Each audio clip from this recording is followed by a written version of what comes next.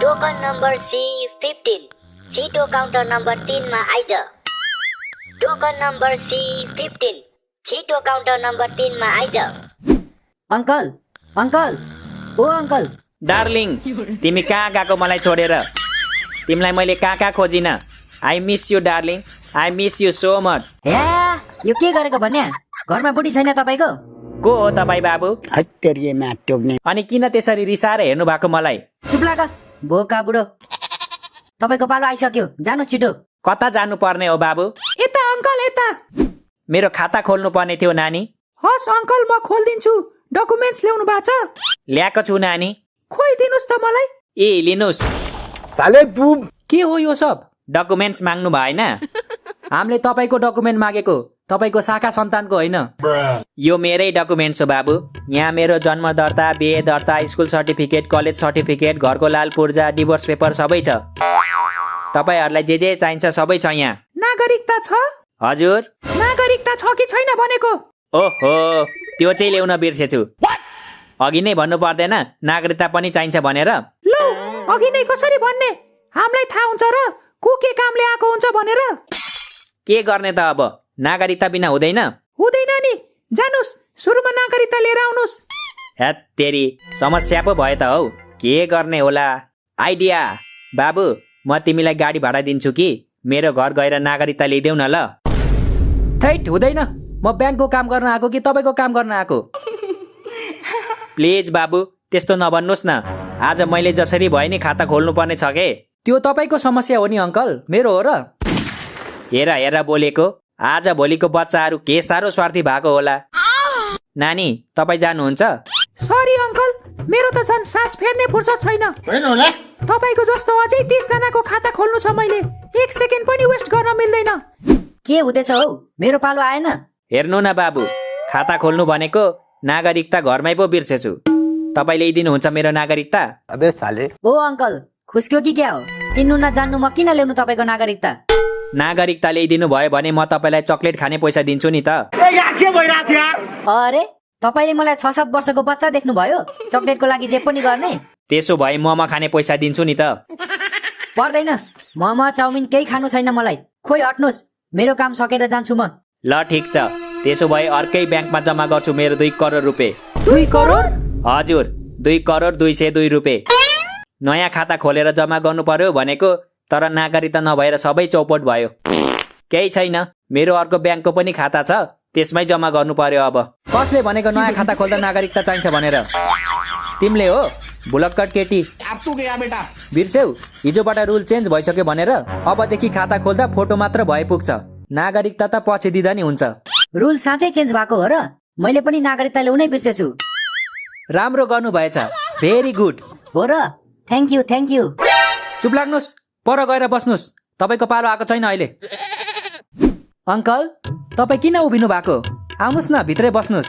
होइन बाबु ठिक छ, म बाहिरै बस्छु। अरे अंकल किन अप्ठ्यारो मान्नुहुन्छ? हामी तपाईको छोराछोरी जस्तै त हो नि। आउनुस् न भित्र। त्यसो भए तपाईहरुले मेरो खाता खोल्दिने हैन त? खाता मात्रै? तपाईँ जे भन्नुहुन्छ त्यही खोल्दिन्छौँ हामी। तपाईँ हुकुम दिएर त हेर्नुस्। पर्दैन बाबु पर्दैन, तपाईहरुले खाता खोल्दिए पुग्छ। कट्टु त म घर गएर खोलिहाल्छु नि। हेलो मेरो काम कतिखेर हुन्छ? ढिलो भइसक्यो मलाई। सर तपाईँ यसो गर्नुस्, भोलि आउनुस्। भोलि नुहाई धुवाई गरेर आउनुस्, अनि तपाईको सब काम गरिदिन्छौँ हामी। हुन्छ? अहिलेलाई चाहिँ जानुस् ल। बाई। के को बाई? मेरो काम गर्ने कि नगर्ने? मिडिया बोलाउँछु नि फेरि। खत्तम। तिमीहरूको चाला मलाई बुझिसकेको छु मैले। ल ल ल गर्दिन्छौँ तपाईको पनि काम। बस्दै गर्नुस् त्यहाँ एकछिन। हुँदैन, म पनि भित्रै बस्छु। भित्र चाहिँ किन बस्नु पर्यो? भिजिटरहरूलाई भित्र अलाउड छैन। यो ठाउँ स्टाफहरूको लागि मात्र हो। ए अनि यो अंकल चाहिँ यहाँको नयाँ स्टाफ हो कि ब्याङ्क म्यानेजर हो? मलाई पागल सम्झेको तिमीहरूले? ऋषि धमलालाई बोलाऊ। कंग्रेचुलेसन कंग्रेट। हेत तेरी प्लान चौपट गर्ने रहेछ यो डाकाले। के रे? कसको काकाले? केही होइन। आउनुस् आउनुस्, तपाईँ पनि भित्रै मुन्टिनुस्। मुन्टिनुस् रे? सरी मुन्टिनुस् होइन, पधार्नुस्। आउनुस् हजुर, भित्रै पधार्नुस्। अंकल तपाईँ चिन्ता नगर्नुस्, हामी तपाईको खाता नागरिकता बिनै खोलिदिन्छौँ। फोटो त ल्याउनु भएको छ नि? हजुर नानी ल्याएको छु। खोइदिनुस् त मलाई। लिनुस् नानी।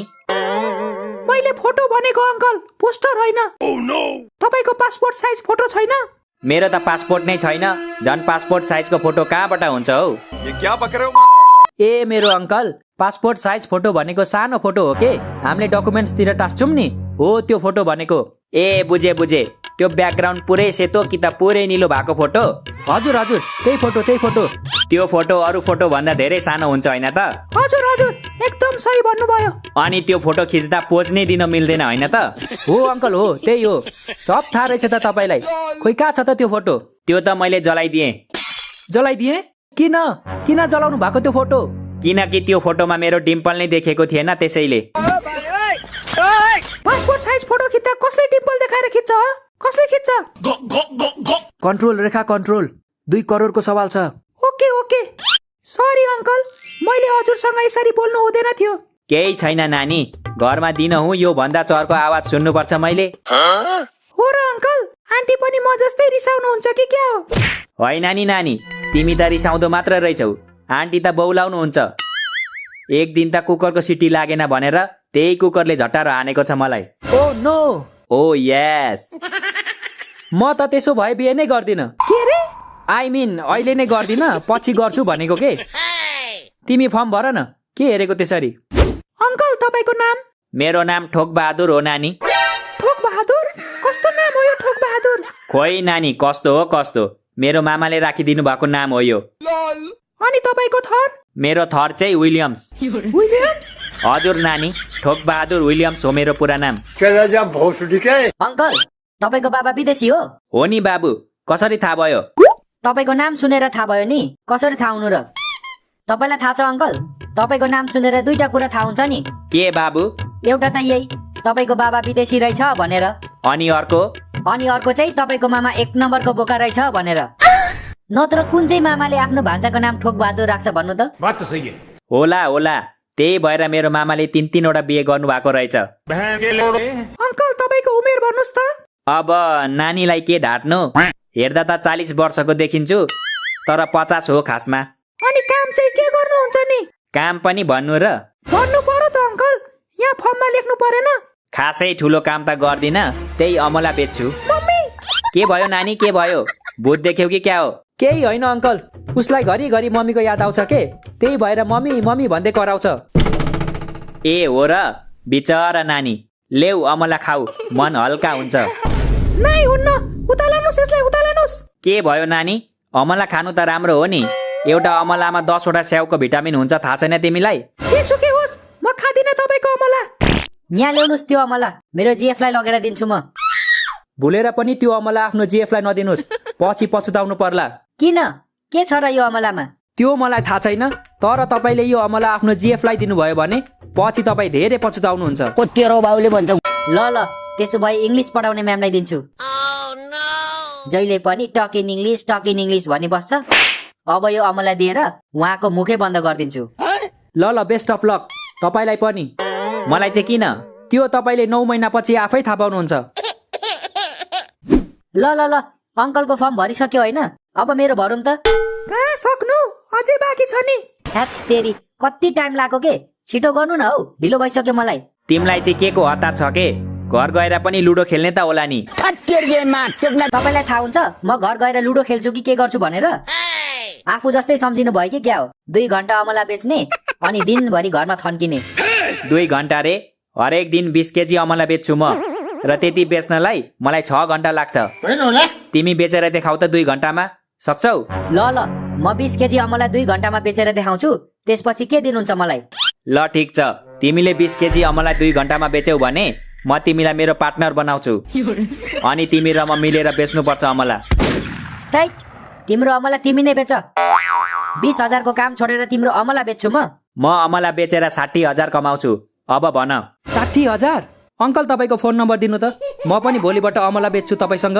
चुप लाग तिमी जे पाए त्यही नबोल त अङ्कल खाता खोल्ने होइन खोल्ने नि नानी तर यो बाबुले डिस्टर्ब गरेर खोल्नै दिँदैन मैले के डिस्टर्ब गरे मैले हात पक्रेको छ कसैको तपाईँ एकछिन चुप लाग्नुस् त मलाई फर्म भर्न दिनुस् फर्म भरेको कि महाभारत लेखेको फर्म भर्न पनि यत्रो समय लाग्छ इग्नोर तिमी फर्म भर अङ्कल तपाईँ कहाँ बस्नुहुन्छ म घरमा। ठट्टेरिएमा घरमा त हामी सबै बस्छौँ नि, तपाईँको ठेगाना भन्नुहोस् भनेको।